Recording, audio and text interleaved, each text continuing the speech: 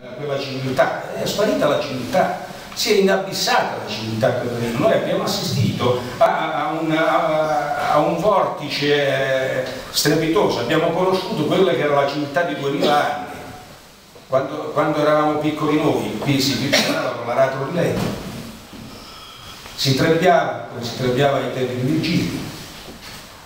Non era diverso, se andiamo a prendere le bucoliche, le geologici, che si vanno a cercare, si trova la stessa civiltà di allora.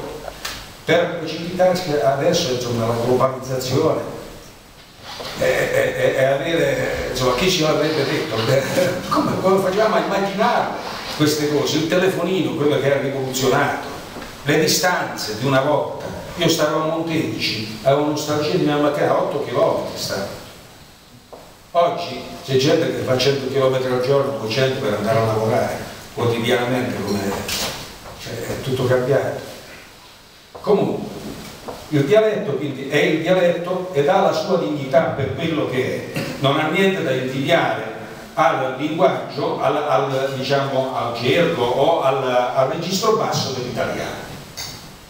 Non abbiamo la presunzione di portare nel dialetto elementi del mondo scientifico. Noi non parleremo, se dobbiamo parlare di acido acetilsalicilico, non facciamo certo un discorso in dialetto, e neanche per parlare di Emanuele Kant o di altri concetti filosofici o matematici, insomma, non ha senso. Perché? Perché faremo qualcosa di falso. Ecco lo stesso motivo per cui io ho scoperto il dialetto per poter parlare con i miei genitori, quello stesso motivo mi impedisce di portare nel dialetto quegli elementi che gli sono estranei. Sì, vediamo appunto. Allora, è chiaro che usando il dialetto in questo modo, poi il dialetto diventa una lingua, di fatto. Perché la lingua che cos'è? Cosa fa? La letteratura.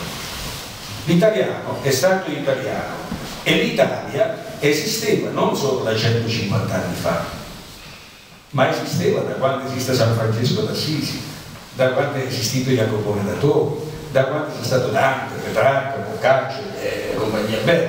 Si scriveva in italiano già allora, e si scriveva in italiano un po' in tutte le regioni d'Italia, con delle diversificazioni, d'accordo? Ma c'erano, poi sarà nel 500, insomma, che Bembo darà una dritta, dirà, dobbiamo scrivere in questa lingua, farà un vocabolario dell'italiano e tutti si scriveranno nell'italiano, un italiano che faceva capo a Firenze.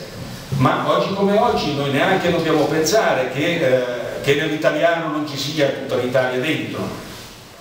Anche la Padania deve sapere che nell'italiano di Firenze c'è tantissimo padovano.